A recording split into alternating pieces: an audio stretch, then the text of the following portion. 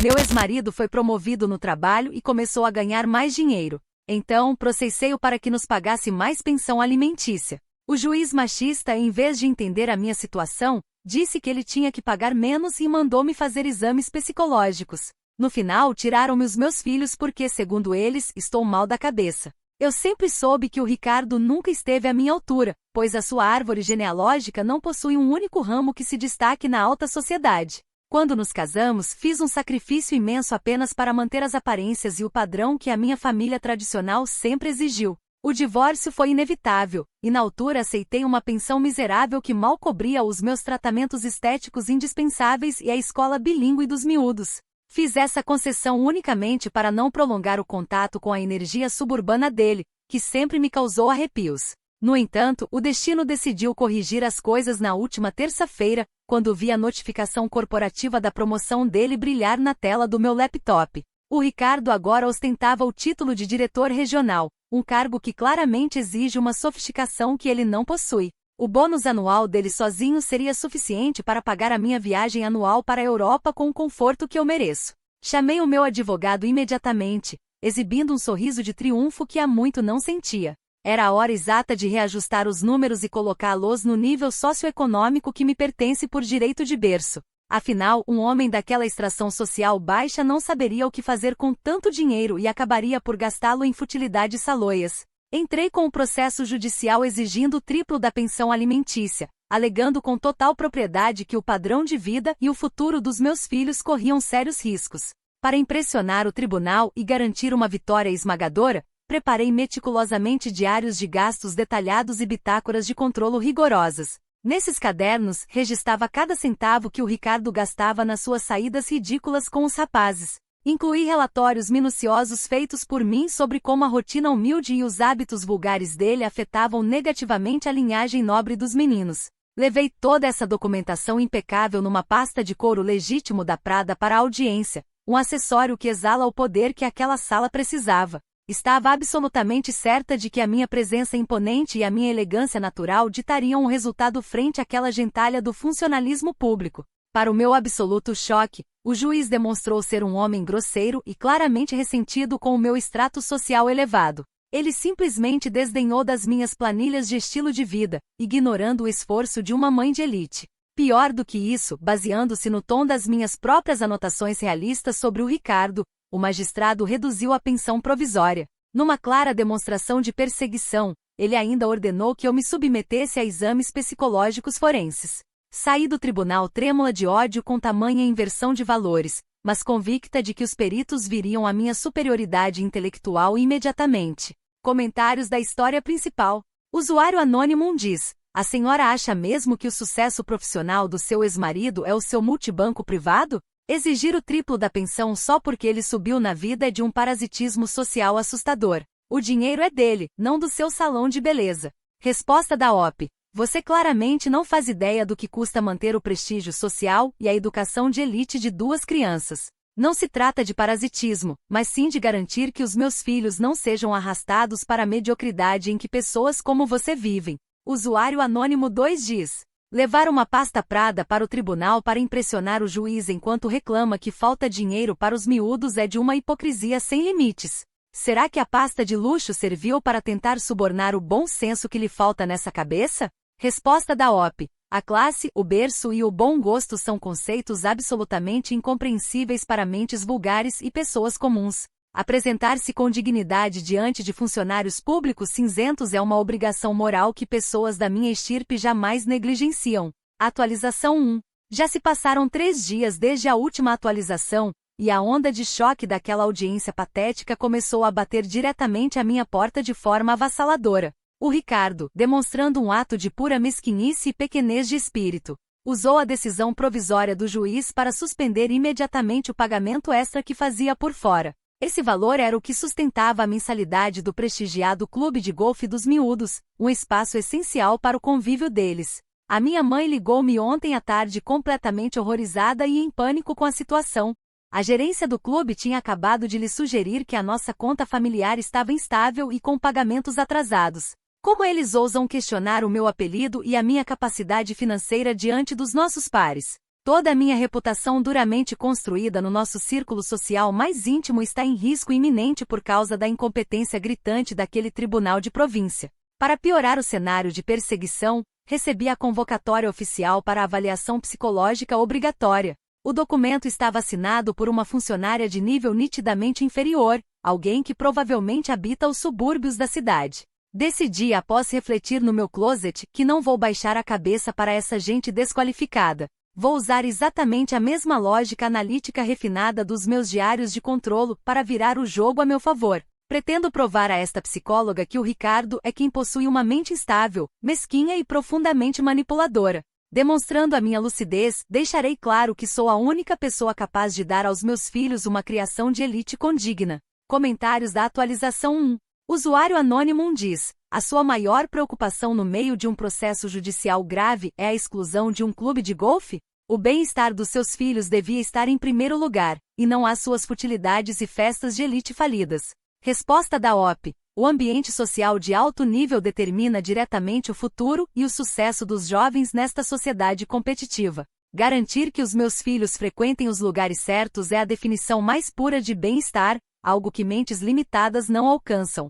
Usuário anônimo 2 diz: a audácia desta mulher é inacreditável ao achar que vai conseguir analisar e passar a perna numa psicóloga forense treinada. Você vai entrar naquele gabinete achando que é a terapeuta e vai sair de lá com um diagnóstico clínico pesado. Resposta da OP. Diplomas emitidos por universidades públicas de segunda categoria não competem com a minha sofisticação natural e percepção psicológica inata.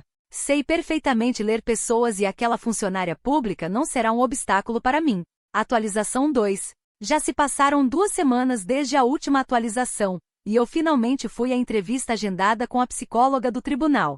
Garanti que o meu figurino transmitisse com precisão cirúrgica exatamente quem manda naquela relação de poder. Escolhi um fato de alfaiataria impecável, sapatos de assinatura e, como não poderia deixar de ser, a minha inseparável pasta Prada. A mulher que me atendeu na repartição era uma funcionária cinzenta, com roupas baratas e joias de plástico que claramente denunciavam o seu salário. Notei de imediato o olhar de pura inveja que ela lançou contra a minha postura altiva assim que pisei o gabinete.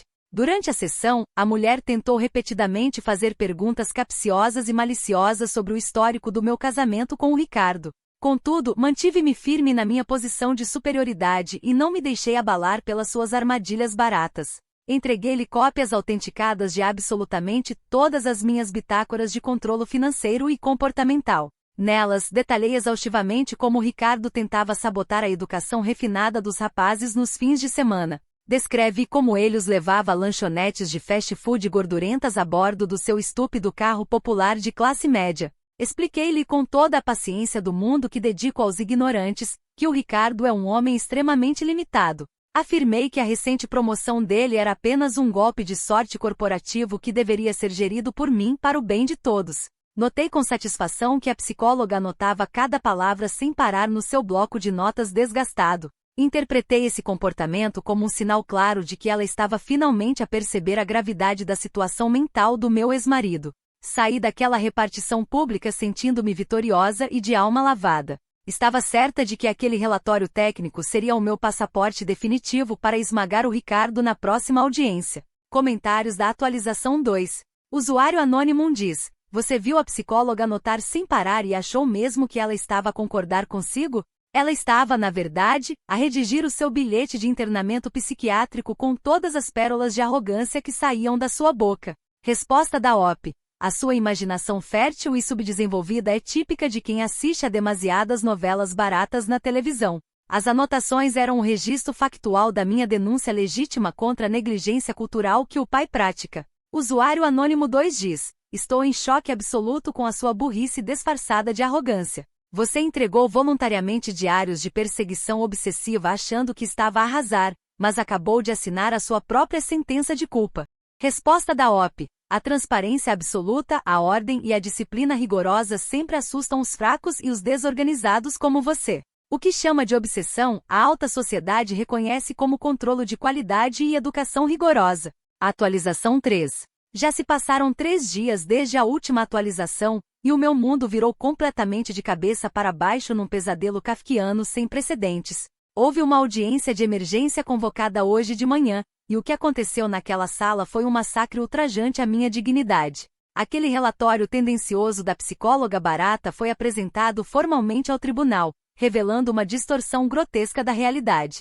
A minha própria obsessão saudável em documentar tudo com rigor virou-se contra mim de uma forma bizarra e terrivelmente cruel. A perita utilizou os meus diários de gastos e as minhas bitácoras de controlo como a prova cabal das suas teorias absurdas. Sim, os mesmos documentos que levei com tanto orgulho na minha pasta de couro fino serviram para me acusar. Ela escreveu no parecer que eu sofro de um quadro severo de alienação parental e abuso psicológico continuado contra os meus próprios filhos. O documento afirmava falsamente que eu usava os meninos como armas de chantagem financeira e que destruía sistematicamente a imagem do pai perante eles. O juiz, exibindo um sorriso cínico e triunfante que guardarei na minha memória com profundo nojo para sempre, acatou integralmente o parecer. Numa decisão abertamente ditatorial, machista e sem qualquer base jurídica séria, ele retirou-me a guarda provisória dos rapazes. O Ricardo saiu do tribunal com os meus filhos nos braços, exibindo um ar de vitória insuportável. Enquanto isso, eu fui notificada de que devo iniciar um tratamento psiquiátrico obrigatório se quiser ter direito a visitas futuras devidamente supervisionadas. Fui completamente destruída pelo próprio sistema judicial corrupto que paguei caro para acionar. Comentários da atualização 3. Usuário anônimo diz: finalmente a justiça foi feita pelo bem dessas crianças inocentes. O tio Ricardo venceu com toda a força e a sua pasta prada caríssima saiu do tribunal completamente vazia e sem a guarda dos meninos. Resposta da OP. Espero do fundo do meu coração que você e a sua família passem exatamente pela mesma injustiça atroz nas mãos de funcionários públicos comprados. A sua comemoração perante a dor de uma mãe de verdade é simplesmente deplorável. Usuário anônimo 2 diz: o diagnóstico de alienação parental assentou-lhe que nem uma luva de pelica. A queda da sua arrogância foi digna de uma vilã de novela decadente que perde tudo no final por não conseguir controlar a própria soberba. Resposta da OP. A verdade e a justiça divina prevalecerão quando as instâncias superiores e os tribunais europeus limparem aquela corte de província corrompida. O que você chama de queda é apenas um hiato temporário na minha vitória. Atualização 4. Já se passaram 2 meses desde a última atualização, e a minha mansão está imersa num silêncio ensurdecedor que me consome a alma todos os dias. O meu nome aristocrático e a minha reputação impecável no condomínio de luxo e no clube de golfe foram completamente arruinados pela cosquice alheia. Todos os meus antigos conhecidos agora sussurram nos corredores sociais sobre o veredicto clínico oficial como se eu fosse um monstro perigoso. Eles recusam-se a ver que fui apenas uma mãe exemplar que lutava com unhas e dentes pelo que é justo e refinado. Os meus filhos agora vivem permanentemente na nova casa do Ricardo, localizada num bairro de classe média que eu sempre considerei extremamente vulgar e sem qualquer nível. As poucas e humilhantes chamadas de vídeo que me são permitidas por lei revelam um cenário que me corta o coração. Os rapazes parecem assustadoramente felizes e relaxados longe da minha disciplina necessária e dos meus ensinamentos de etiqueta. Continuo trancada no meu quarto principal, olhando fixamente para aquela pasta de couro prada que devia ter sido o símbolo máximo do meu triunfo social. Agora, ela parece apenas uma piada de mau gosto no meio do meu guarda-roupa de grife. Estou a preparar, juntamente com juristas de renome, um recurso internacional de larga escala para os direitos humanos. Recuso-me categoricamente a aceitar que uma psicóloga de repartição de 5ª categoria e um juiz de primeira instância tenham o poder de decretar que a minha mente superior está doente. Eles foram todos visivelmente comprados e corrompidos pelo novo salário imerecido do Ricardo. O dinheiro sujo dele comprou a máquina judicial para me punir severamente por ser uma mulher de classe que não se curva perante a mediocridade generalizada deles. Eles e a sociedade pensam egoisticamente que ganharam esta batalha jurídica. Mas a minha dignidade inabalável e o meu sangue azul legítimo jamais poderão ser confiscados por um mero decreto judicial de funcionários analfabetos.